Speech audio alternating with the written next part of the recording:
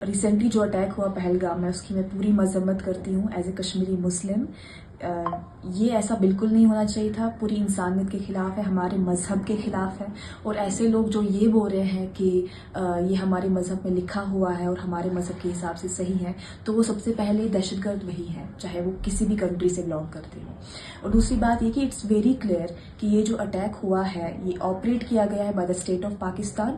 उनके जो nurtured and उनके स्पॉन्सर जो टेरर आउटफिट्स हैं उनने किया हुआ है, जस्ट फॉर द रीजन ताकि जो हिंदुस्तान है, हिंदुस्तान की जो डाइवर्सिटी है उसमें दरार पड़े, हमारे आपस के भाईचारे में दरार पड़े, जो कि हमें एज ए इंडियन समझना चाहिए कि दुश्मन हमसे क्या चाहता है और हम उसी हिसाब से आगे बात करें, उसी हिसाब से अपने लोगों को ट्रीट करें।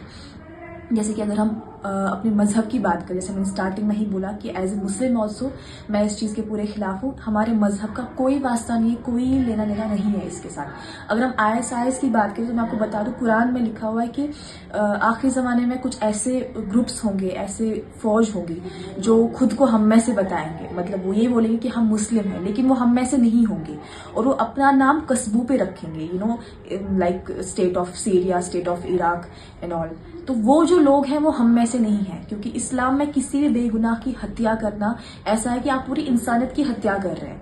और कश्मीरी की मैं बात करूं तो ये इस बार कश्मीरी की क्रेडिबिलिटी पे बात आई है, बहुत बड़ा सवाल उठा है। हम एज ए कश्मीरी पूरी दुनिया को ये बोलते हैं कि हमारी मेहमान नवाजी मानी जाती है, आप हमारे घर आइए। ऐसा नहीं कि हम सिर्फ टूरिस्ट के साथ ऐसा करते हैं। मैं एज एन एक्टर काम करती हूँ, मैं कभी दूर दराज के इलाकों में जाती हूँ, हमें शूट करना पड़ता है रिमोट एरियाज में, तो वहाँ के लोग डिस्पाइट नोइंग कि मैं कहाँ से हूँ, श्रीनगर से हूँ, बाहर से हूँ, कहीं से हूँ, वो इतनी अच्छी मेहमान नवाजी करते हैं और बोलते हैं कि हमें मौका दीजिए कि हम आपकी मेहमान नवाजी करेंगे। दूसरी बात, जो ये अटैक हुआ ये बहुत ही अनफॉर्चुनेट था। मतलब मुझे पता है कि जिनके ऊपर ये चीज़ गुजरी है, शायद मेरे अल्फाज उनके लिए बहुत मायने ही नहीं रखते हों, लेकिन आपको ये भी सोचना है कि आपके दुख में हम आपके साथ बराबर से खड़े हैं। अगर हम बात करें जैसे कि मुंबई में ताज का अटैक हुआ, तो जो वहां पे अटैक किया वो दुश्मन ने किया, टेररिस्ट ने किया, तो किसी ने ये नहीं बोला कि महाराष्ट्र के लोग इसमें इन्वॉल्व हैं। तो वैसे ही कश्मीर भी इंडिया का ही एक अटूट अंग है। यहाँ पे अगर टेररिस्ट ने अटैक किया है तो हम भी तो इक्वली उस चीज से जूझ रहे हैं, हम भी इक्वली उस चीज से इफेक्ट हो रहे हैं। तो जो ही ये अटैक हुआ हमारे भाइयों पे पहलगाम में, तो हमारे एक कश्मीरी भाई हैं सईद आदिल हुसैन, जिनने टेररिस्ट को, टूरिस्ट को बचाने के लिए टेररिस्ट के सामने वो गए कि इनको मत मारिए, और वो भी गोली का शिकार हो गए, इक्वली वो भी मर गए। अब मैं यहाँ पे ये नहीं बोल रही कि आपके हिंदू भाई मर गए, हमारे मुस्लिम भाई, वो ये नहीं है। बात ये है कि हम दोनों टेररिज्म के खिलाफ है, हमारा दुश्मन एक ही है, वो टेररिस्ट है। हम आपस में दुश्मनी नहीं कर सकते, क्योंकि वो चाहते ही यही है, उनका यही मकसद है कि कश्मीर जो है उसको दूसरी स्टेट्स जो है उसको, बाकी मुल्क का जो हिस्सा है उनको अपनाने से इनकार कर दे, उनको भी टेररिस्ट की नजर से देखे। लेकिन ऐसा मत कीजिए, क्योंकि ये चीज करने से ना हम उनको और कामयाब बना रहे हैं। और दूसरी बात ये कि अनफॉर्चुनेट चीज ये बहुत है कि चंडीगढ़ में आप देखिए, दिल्ली में आप देखिए, हमारे कश्मीरी स्टूडेंट्स को कितना अब्यूज किया जा रहा है, जबकि उनकी कोई गलती ही नहीं है इसमें। अभी मैं आपको बताऊं कि वो 90s की बात चली गई, जबकि गलती हमारी ही है उस टाइम पे कि हमने इनको बहुत हीरोइक माना था, सेलिब्रेट करते थे हम टेररिस्ट को, क्योंकि उस टाइम पे इतनी अवेयरनेस नहीं थी लोगों को, लोग इतने डिटरमेंट नहीं थे, उनको पता नहीं था कि हमारे साथ क्या हो रहा है, हमारे जज्बातों के साथ खेला जा रहा है रिलीजन के नाम पे। लेकिन अभी लोगों को सब समझ में आ गया है, और अभी आप किसी भी घर में जाएं, कोई ये नहीं बोलेगा आपको कि हम अपने किसी भी टेररिस्ट को पनाह देंगे अपने घर में।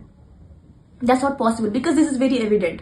कश्मीर में, श्रीनगर में, किसी भी जगह 2 मिनट में आपके घर में कोई टेररिस्ट घुस गया तो आपका पूरा घर उड़ाया जाएगा, which is I think it's very genuine.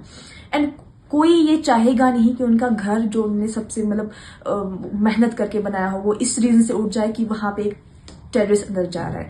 And terrorist को अब वेलकम नहीं किया जाता है कश्मीरी घरों में, ना ही जहनों में किया जाता है, बिकॉज ये एक नोशन है इंडिया में कि हम टेररिस्ट का साथ देते हैं। ऐसा कुछ नहीं है। एक कश्मीरी फिल्म है, उसका नाम हापुत है, आप वो देखिए, आप उसमें समझ आएगा कि जब एक टेररिस्ट पनाह के लिए या खाने के लिए कश्मीरी घर में घुसता है वो उनके साथ कैसा बिहेव करता है, उनके साथ गन पॉइंट पे क्या क्या करता है।